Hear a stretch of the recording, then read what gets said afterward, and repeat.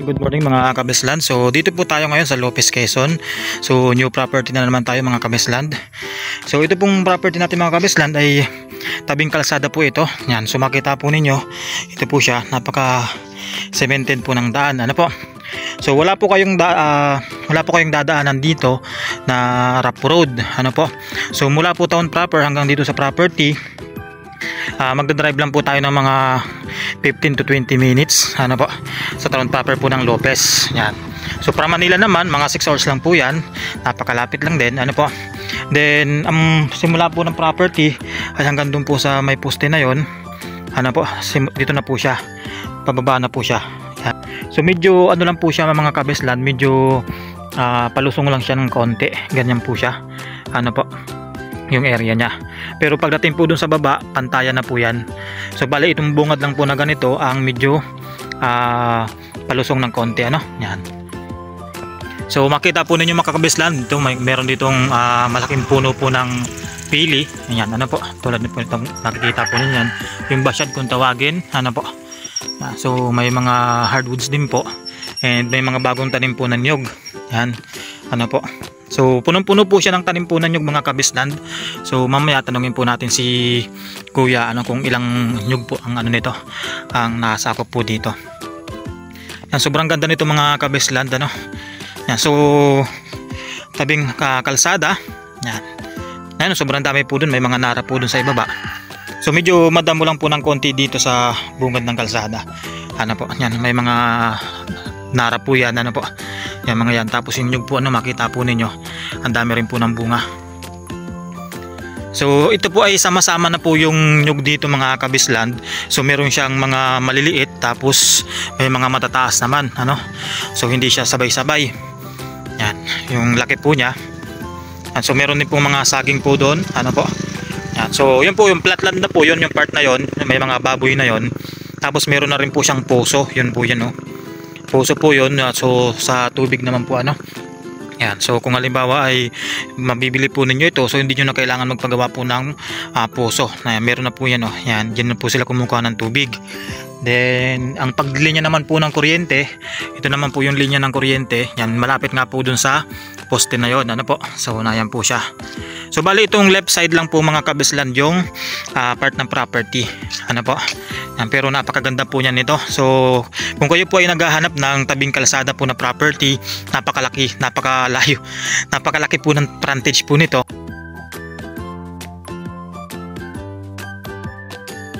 So ito po ay bali 5.8 hectares mga kabesland ano po. So silipin po natin to. Yan, ito po siya ano. Yan, so ganito lang naman po siya yung hili po niya, tapos pagka ano, pantayan na po siya dyan ano po. So yan, pure na saging na po yan mga kabesland. Sobrang daming saging. Yan. So 5.8 hectares po ito mga kabesland. And mamaya tanungin natin kung yung ilang nyug po yung kasama dito sa property. Makita po ninyo ang daming bunga po ng nyug and mga saging. Yan, so kung kayo po ay gusto po ninyo ng magandang pwesto na property, hindi po binabaha ano po, productive yan. So ito po yung pinaka the best po na property para sa inyo. Yan po siya mga kabesland oh. Siksik na siksik sa tanim, napakaganda ano po. So may mga puno rin po pala ng anahaw mga kabesland. Yan. So ito mga part pa rin po ito ng property mga kabesland ano po. Yan. So mamaya ko estimate kung ilang meters po yung frontage, pero ito pong pinapakita ko sa inyo. Yan, so part na rin po ng property. Yan po siya. So nandun po tayo nang galing ano, sa dulo na yon, sa may puno na yon. So yan, so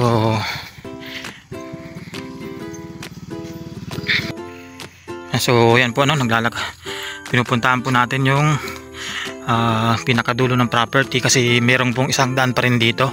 Yan po ano, may mga hardwoods. Yan. Ito po part pa rin po ito ng property mga kabesland.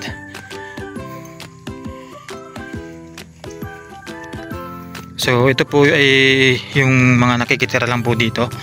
Yan, so pag halimbawa naman daw po ay nabili ito, gusto silang paalisin, willing naman po silang umalis. So meron po siya ditong langka and malaki pong pili na naman. Ay, nara po yan, nara.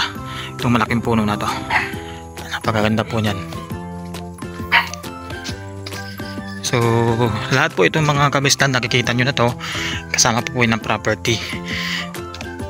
Yan, sa part na to pwede po kayo dito magtayo din ng bahay kung gusto po ninyo. Tanggalin nyo lang po itong saging. Ano po, yan, itong mga part na to. Kasi ito po ay medyo pantayan po ng konti dito sa part na to. Ano po, yan. So kung gusto nyo po ay medyo tabi ng kalsada na medyo pantay, yan, ito po siya. Medyo slope lang po siya dito ng konti sa dulo nito. Dito. Yan, sobrang dami po ng saging dito mga kabislan do. Siksik na siksik po yan. Yan, so dito daw po mga kabislan, so itong medyo paliko na to. So pagliko niya dito, bali masasako pa po yung ilang parte po dito ng lupa sa kabilang kalsada. Yan. Kaya napakaganda nito mga kabislan. So medyo medyo malalalim ng konti. May mga part na malalim po ng konti yung gilid ng kalsada. Yan. So yan po siya, Yan. So ito po siya kabuuan ng property. So may mga sobrang daming saging and nyog, siksik po siya. Yan, sobrang ganda po dito mga kabislan, Yan. So ito po siya, yung property, Ito yung may bangin pa rin po siya konti. Tapos doon naman sa baba pantayan na. Yan, so ito daw po mga kabisland ay estimated po nito na nyog ay nasa 1,200 na puno po ng nyog. Ano po? Yan, so sobrang dami rin po niyan and siksikan siya. Yan. And pagdating naman po sa saging, yan, so more or less daw po nasa 1,000 na puno po ng saging. Tapos yung makikita po ninyo, dami pong mga fruit trees tulad nito, mangga, may mga langka, so kalat-kalat din po siya. Tapos napakadami din po ng anahaw. Ito po siya.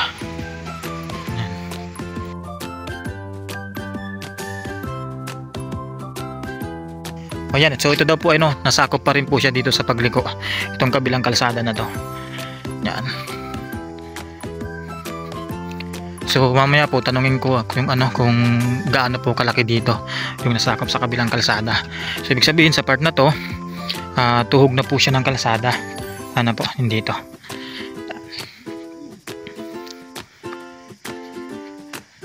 So ang laki po ng kalsada dito mga kabisland. So hindi siya barangay road eh. Yan.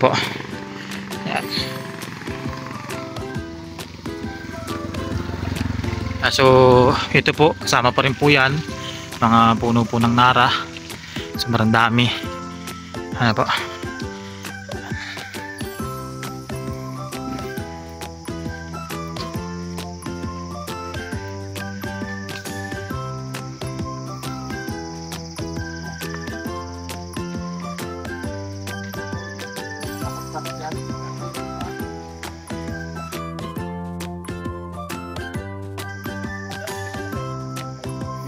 So ito daw po yan, pwede dito magtayo ng bahay sa part na to. So tatanggalin lang itong medyo bulubundukin na to. Itong dalawa at itong na yan, kakayudin lang yan. So mas maganda po dito at matigas po yung lupa dito. Yan, talagang hindi siya maguguho. Tapos pantay pa po sa likod nitong na to. Yan. Yan, napakaganda dito mga kabisland. So paunahan na lang po mga kabisland sa ganda po nitong property na to. Yan. Makita naman po ninyo.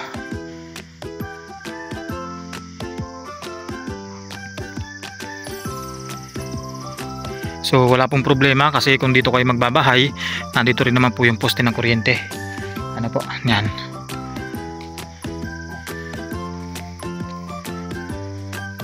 So nag-harvest daw po dito mga kabisland ng nasa 8,000 na buo po ng niyog. Yan. So minsan umabot daw po ng 12,000 pag sobrang ganda talaga ng niyog. Yan, so makita naman po ninyo yan, sa mga siksik talaga ang bunga po ng niyog dyan.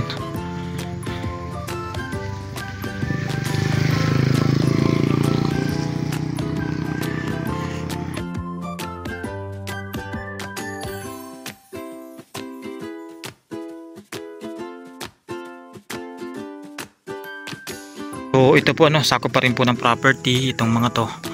Yan. So nandun po yung moon niya. Doon na kanto yan. So doon daw po siya nakakanto sa ano doon, dulo doon. So ito po ano, ito na yung hangganan ng property. Yan, yung part na to. So left and right pa siya dito hanggang doon sa nagliko tayo po kanina. Yung po part na po rin part na yung ano, left and right pa po doon ng property.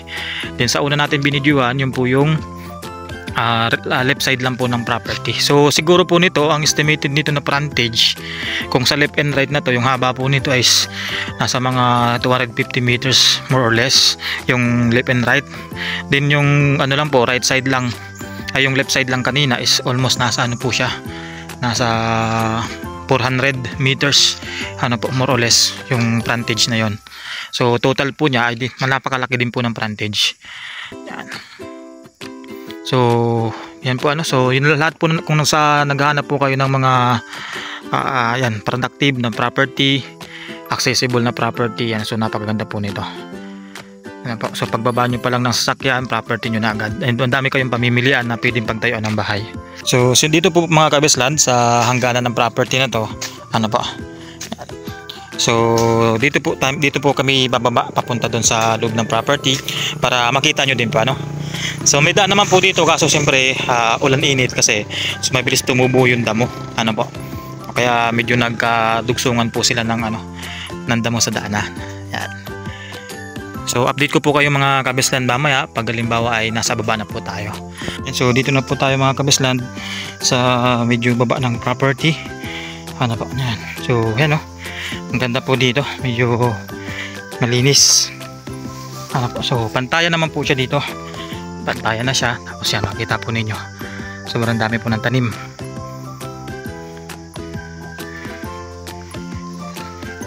Napakadami po dito puno ng pili mga kabisland na sobrang lalaki, yung basyad kung tawagin ano po.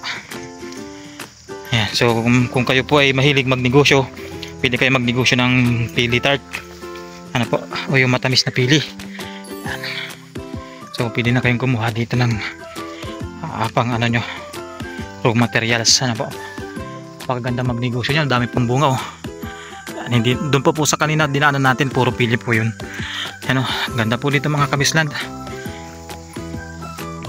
Yan, so napakalawak at siksik po sa tanim.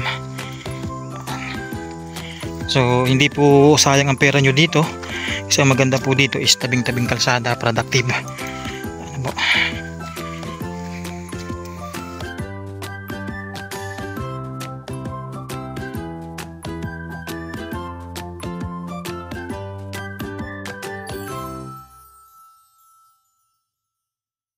So yung iba pong mga ano, mga matataas na puno na po ng niyog, pinutol po nila no. So napakarami rin po dito kasing medyo layugan na po yung niyog. So pwede nyo na pong gamitin kung kayo po ay gagawa po ng bahay dito. Yan po. So meron po siyang mga gantong part mga kabisland, yung hindi naman siya totally pantayan talaga. Yan tulad nito, ito po medyo palusong tapos aakyat ano po, mga ganyan siya. Tapos yan, ito naman yung medyo ano din siya, kapantayan. So ganda dito mga kabisland kasi may mga tanim po ng nyog ano, na bago. Siguro mga ano na po yan, mga 2-3 taon. Yan. Then ang ganda rin po at hindi naman siya ganun madamo. Yan, kita po ninyo ano. Yan, may mga puno po ng guyaba no. May mangga, diba? Yan, may mga papaya. So pwede rin po kayo magtanim dito ng kakao, ng kape. Yan, sa ilalim po ng niyog. Yan dito, pinya. Ano po, sa part na to. So ang maganda naman po sa gantong area mga kabisland ay medyo malaki po yung sukat. Ano, pag may mga palusong kumpara sa pantay talaga. Ay meron na po dito, may nag-harvest po ng ano, ng niyog. Ayan.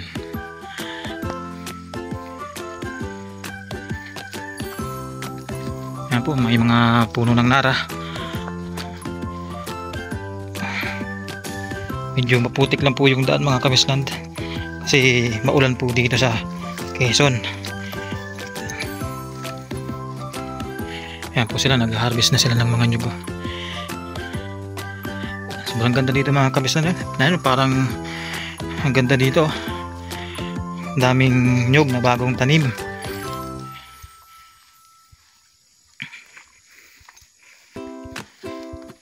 So, dyan po sa taas niyan, pantayan po yan mga kabislan. So pwede kayo dyan gumawa rin ng rest house kung gusto po ninyo, o tambayan.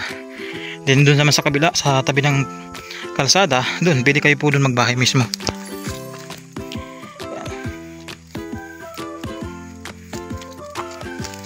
Medyo maputik po yung daan.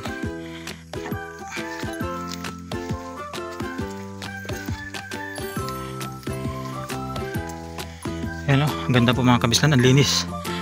Ayan. So talagang nami-maintain nila yung ganda ng property.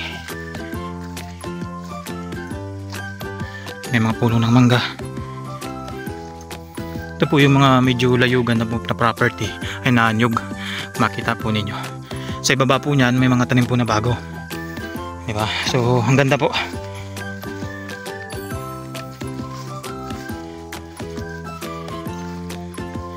So pupunta po tayo doon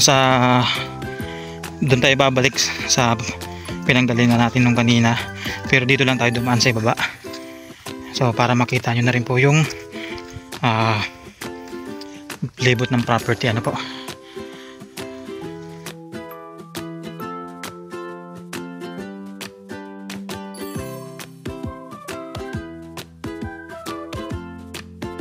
Yan, so may sapa po sa loob ng property. So yan, kung maganda po babuyan dito, ano po, alaga po kayo ng livestocks.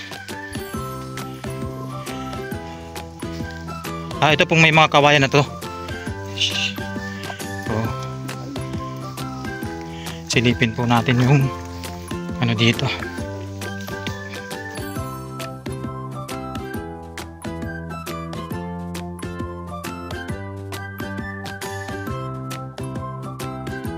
Ito pala po siya mga kabislan, yung tumutunog niya. Ano po. Yan, so meron silang ginawang ano, dito po sila naliligo. Yan, ito po sa part na to. Kasi mapansin nyo may face towel. Ano po, may daanan din sila dito. So yan po ay bukal po yan galing. Mas bukal po yan galing mga kabislan. Tapos diretso po siya doon. Ano po. Yan, sobrang ganda dito mga kabislan. Ano, halos talagang naikot po natin itong area.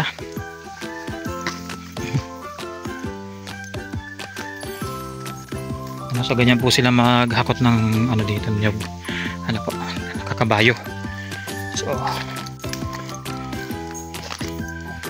So ngayon, kung halimbawa po ay kayo yung makakabili nito at magpapa-harvest kayo, so kung sino po yung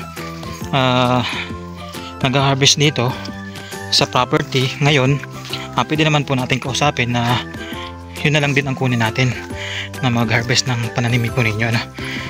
So pag-usapan nyo na lang po yung hatian. Hello, ito po, pantay na po dito mga kabislan. Kita po ninyo, sobrang ganda. Yan. Yan po. Yan, kitaan po ninyo. Kita po ninyo, sobrang putik.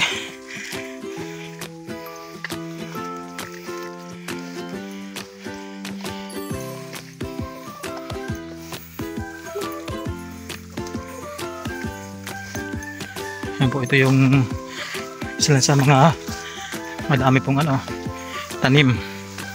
Yan, so may kakao, may daming langka po dito, and dyan may mga mangga.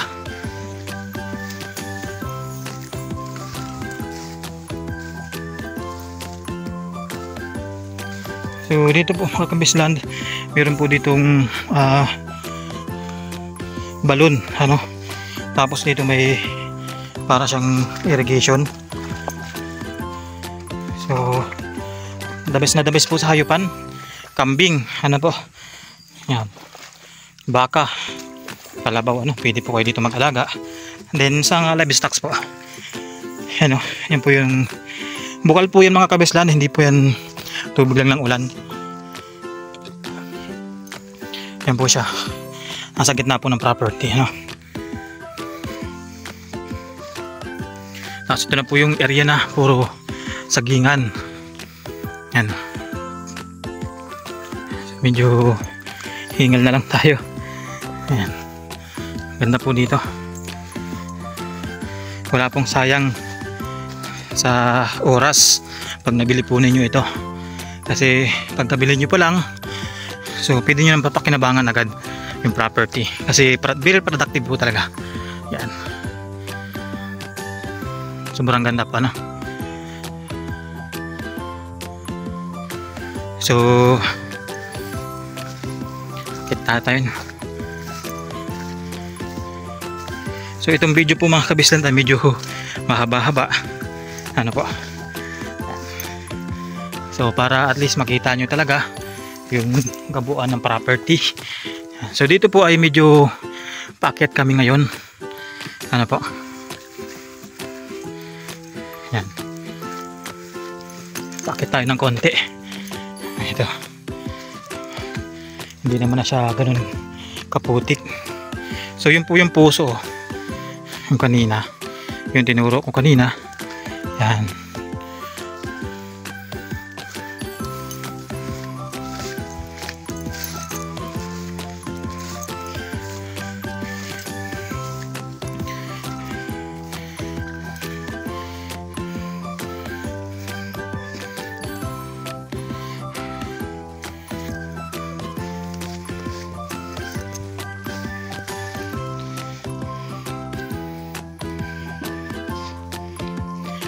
Naliligo siya ate.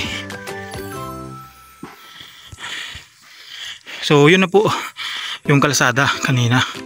Doon tayo una nag-video. Yun. So hakatin lang natin.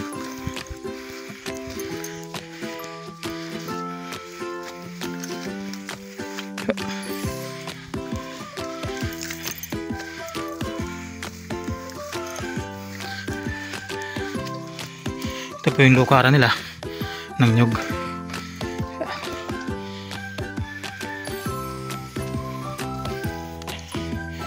po siya. So kung sakaling kayo po makakabili nito, yan, bilhin nyo rin pong lukad po dyan.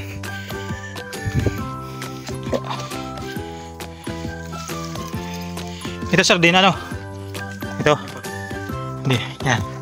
So hanggang dyan lang po yung property Kabislan. Yan, sa part na yan. Ito, dami pong guyaba do. Guyaba, no? Yan, mga guyaba no po yan.